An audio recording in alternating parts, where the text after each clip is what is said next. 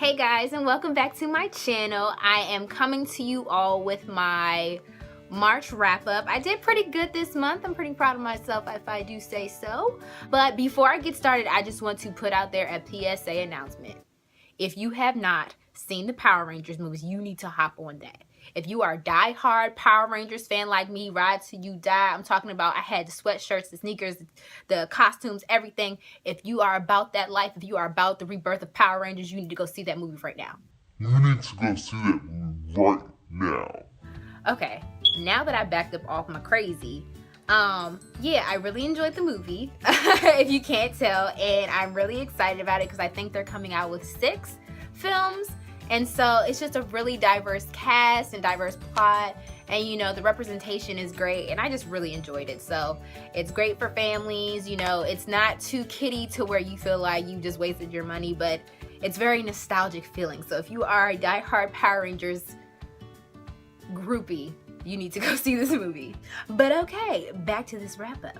So like I said, I finished 4 books. I'm still currently reading one, but I should be done by today or tomorrow, so I'm gonna put it in this wrap up. 2 of the books I don't currently have the physical copies anymore because I did get them from the library, but hopefully when I'm editing this video I can figure out how to put the pictures in so you can see it somewhere over here.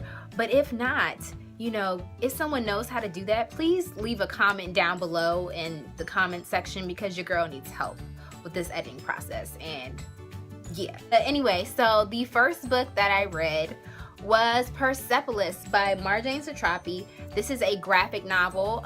It is a memoir of her life and growing up in Iran. This is my first graphic novel that I've ever read, and I have to say I gave this a 5 out of 5 stars. Now this is part 1 to the memoir, to her memoir. I did not have part 2. I tried to go back to the library to see if they had it. They didn't have it. Something's going on with my library, y'all. I don't know, but I'm about to write a complaint. It just goes over like details and key points in her life, in her family's life, and the, you know, the issues that were going on in her country at that time. You know, it's a lot of political intrigue. It was a lot. There were some darker parts in here that I was not expecting, and it really like put me through some serious emotions. Like I really loved Margie in this book. Her wit, her sarcasm reminded me so much of myself coming up and just sort of wondering where do you fit in your own life. And it was really interesting just to see the family dynamic and, you know, themselves within their community and what they were dealing with while all of this, you know, wartime was going on and political shifts and things like that. But somehow they still managed to maintain as a family and their values and wanting to raise a strong and independent daughter. It really addressed a lot of my own biases that I didn't realize that I had. You know, just having this one stereotypical view of what I thought, you know, families overseas were like, you know, strict, you know, very heavy religion based, which is nothing wrong with that. But I just realized it really threw a curveball at my own biases, and I really liked that. I was like, huh, her family and her life was a way more relatable than I would have thought it to have been. And so I'm really anxious to read the second part to see what happens in this story. But I gave this a 5 out of 5. The pictures were great. Even though it was in black and white, it didn't really take anything away from the book, and I really enjoyed the writing in it. The second book that I finished for this month was Shiver by Maggie Stievater. This is a part of her Wolves of Mystic Falls series. Ooh, no. Mystic Falls is Vampire Diaries, which I am so sad ended.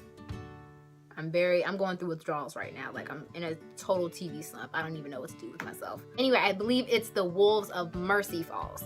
Correct me if I'm wrong. I'm probably still getting this wrong. But it was the first book that I read out of that series. The library didn't have any of the other books in that series either, which was like, I wasn't really pressed to like finish reading it. I gave the book a 3 out of 5. It was enjoyable. I actually started reading it before I went to Cuba and then jumped back into it when I got back. So maybe that had some effect on my liking for the book. Basically, it follows 2 characters, Sam and... Ooh, am I forgetting her name? Oh, God. I'm total but I'll put it somewhere down here because I totally blanked on this girl's name. But basically it follows these two characters. One is a girl, she gets bitten when she's younger by the wolves, but she never turns. And Sam, who's actually a wolf, well, whatever their wolf type people are, different from the common narrative of a werewolf story. They only basically in the wintertime, it's controlled by temperature. So in the wintertime, it's cold, so then they change into wolves for all of wintertime. And then when it starts to get hot, they turn back into human beings. And so they live out their spring and summertime as human beings. You learn a lot about the wolf system and sort of how it works. It wasn't really, you know, too much of a plot to it, and it didn't have a lot of action. I don't know, I've always been the type to gear myself more towards werewolves than vampires. I don't know, I feel like their stories just like have like a bit more action and a bit more angst to it, and so I really enjoyed that. But this story didn't have that. It was very much so focused on the two characters and their like romance and them trying to figure things out. So yeah, it was enjoyable, but I wasn't really like, ooh, I have to read the next one type of thing. You know, it happens. The third book I read was the graphic novel version of Kindred by Octavia E. Butler. I had been hearing things, you know, about this story for a while, and I've been really wanting to pick it up. I actually wanted to pick up the novel version first, but then when I saw the graphic novel at the library, I knew I just had to get it. I wish I still had the physical copy to show you guys like the artwork in it. It was just amazing. Like the colors really did affect the mood that you were in as you were reading. I think I rated this a 3.75. I don't know why, it just didn't quite make it to a 4 for me.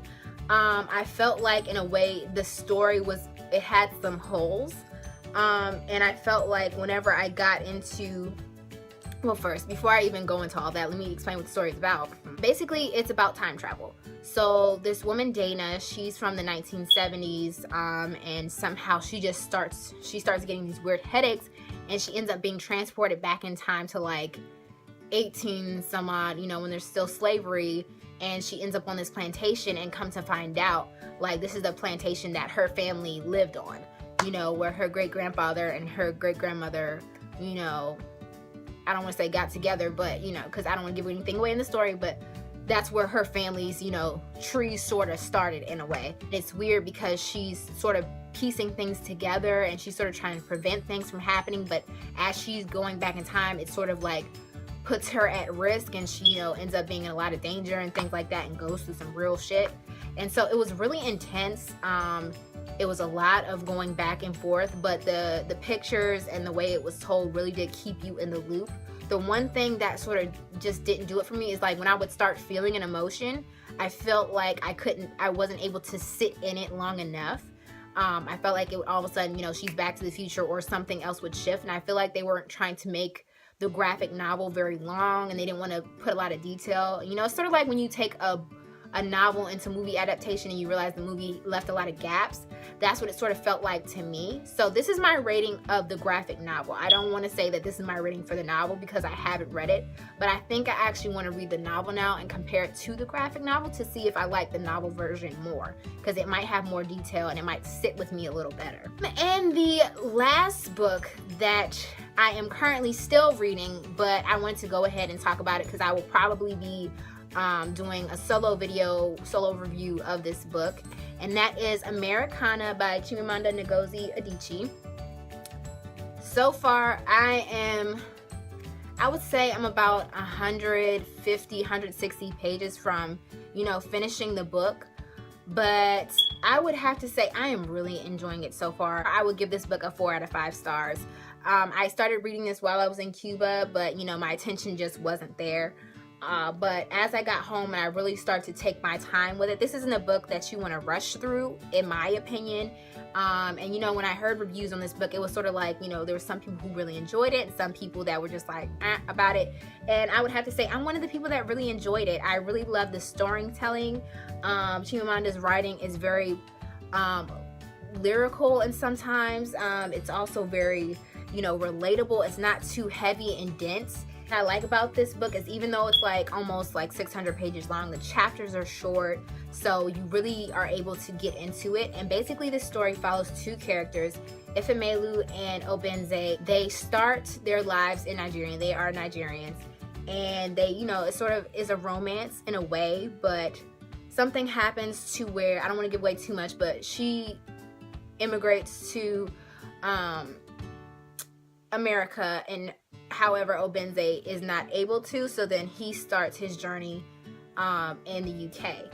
It just goes through this sort of process of being a non-American Black immigrant in America, in the UK, and the struggles that you deal with trying to relate to people, trying to relate to yourself, and, you know, this new cultural context that you're in, this new society that you're having to become used to, and sort of finding your way.